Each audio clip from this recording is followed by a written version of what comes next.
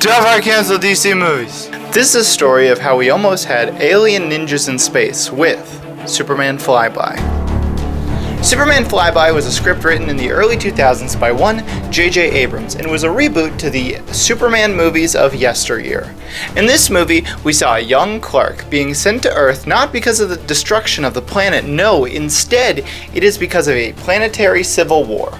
King Jor-El, Superman's dad, sends Clark to Earth hoping that if he escapes Krypton, he will be the fulfillment of the prophecy to end the civil war and bring peace to Krypton. Superman grows up, works for the Daily Planet before Ty-Zor, Superman's cousin, and 3 other Kryptonians fly to Earth and do ninja moves on Clark. Jor-El commits ritualistic suicide. Superman fights a bit with Ty-Zor before doing Kryptonian ninja moves, before the military kills him. Because we can't have Superman kill people, right? Right?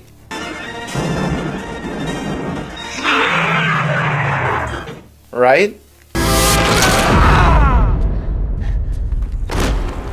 With Ty-Zor defeated, it turns out that Lex Luthor is Kryptonian. Superman and him fight with ninja abilities again before Superman wins. This film was originally supposed to be directed by Brett Ratner, before going to McG, due to scheduling conflicts. Even then, McG and the studio could not agree on anything. Who to play people, where to shoot. It was a mess, and the film was almost entirely scrapped. Bryan Singer later came on board, pitched an idea he had of Superman coming back to Earth after a 5-year hiatus, and that was the movie Superman Returns.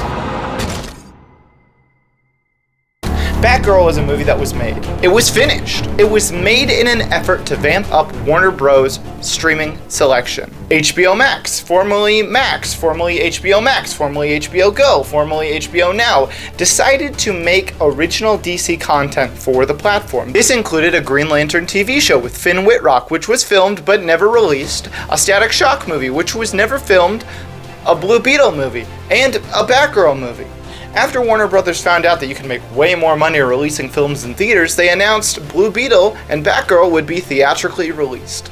Later, Warner Bros. Would find out that you can make even more money by not releasing the movies at all. Sort of kind of like the producers. Under the right circumstances, a producer could make more money with a flop than he could with a hit. Batgirl would have followed the story of Barbara Gordon, daughter of Commissioner Gordon, trying to figure out what it is to be right and wrong in this screwed up city of Gotham. It would have starred Brendan Fraser as Firefly and Michael Keaton as Batman. Now, not to get into semantics, but maybe The Flash was to thank for the movie being canceled?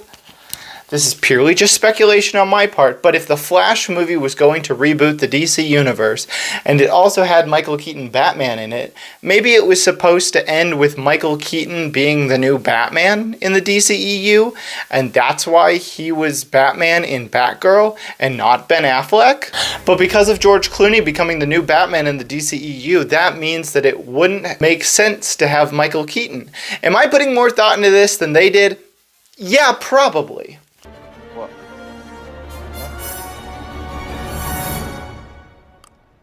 Green Arrow escaped from Supermax is a script written in 2008 by David S. Goyer and would have seen Green Arrow for about 10 minutes. This film would have seen Oliver Queen mistakenly thrown in prison for a crime he didn't commit. And I like the idea of this. Take a character, strip them of everything we know them to have. The bow, the arrow, probably the goatee. Can you have a goatee in prison? And what we have left is pure character development.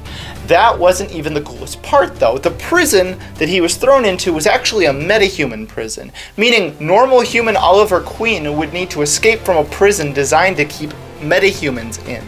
So, we would have gotten cool moments where Green Arrow needed to work with a villain like Icicle, just to escape one section. But because Green Arrow is a good guy, he would need to make sure that Icicle doesn't escape with him. This movie would have seen also a bunch of small characters. We would have seen cameos like Pied Piper, Icicle, Volcania, and Blockbuster, along with usual villains people recognize like Lex Luthor, Riddler, and Joker, because of course Green Arrow can't exist without Batman villains. My thought is that this was scrapped due to 2008 being the year Christopher Nolan's The Dark Knight came out, and DC and Warner Brothers wanted to focus more on those movies and push everything to the wayside, but who knows?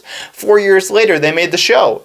Maybe they just had too many ideas and they couldn't contain them in one movie. They had to make 1, 2, 3, 4, 5, 6, 7, 8 8 seasons of Green Arrow? That seems like too many. What's that? They made even more of The Flash? Nice try.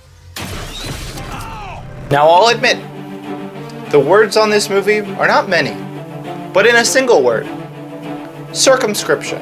The Trench was a spin-off of Aquaman, focusing on the Trench from Aquaman 1. When this was first announced, everyone, including me, thought, why are we doing this? Then James Gunn, director of Aquaman, explained a little further, talking about how it was going to be a horror movie, and I genuinely thought that was interesting. James Wan is probably most famous for The Conjuring and that whole universe of spin-off after spin-off after spin-off, so the idea of doing one of those in the DCEU is very intriguing. Almost like a comic book movie that you wouldn't know was a comic book movie. And then doing it on something so random like The Trench, I thought it would have been a good way to give a fully fleshed out adaptation of something that was not given that in the comics. Then it was announced that it was a solo Black Manta movie. What? Black Manta solo movie? Involving the Trench? DCEU was always better at anti-heroes, and then the idea of doing an entire movie of Black Manta? Y'all don't understand, he would have probably been a reoccurring villain. Would have probably teamed up with Deathstroke and Lex Luthor to play baseball or whatever they were going to do at the end of that movie. Not be wasting my time. No, I have too much to live for, and more important things to do. We have to level the playing field, Mr. Wilson. To put it plainly, shouldn't we have a league of our own? This was probably canceled due to executives not understanding the appeal of this, and an overall mandate to make DC more like Marvel. Fortunately, it has been stated that a lot of what they wanted to do in the Trench was wrapped into Aquaman 2. So we can kind of see some of the ideas they had. The year 2008. Iron Man right around the corner, which would lead to the biggest movie franchise of modern history. But Iron Man hasn't come out yet. What do you do when you don't have a blueprint to work from? Justice League Mortal was a movie that was supposed to come out. It had a completed script, a completed cast, completed costumes, everything was ready to go. Even had a director, George Miller. Yeah, that guy.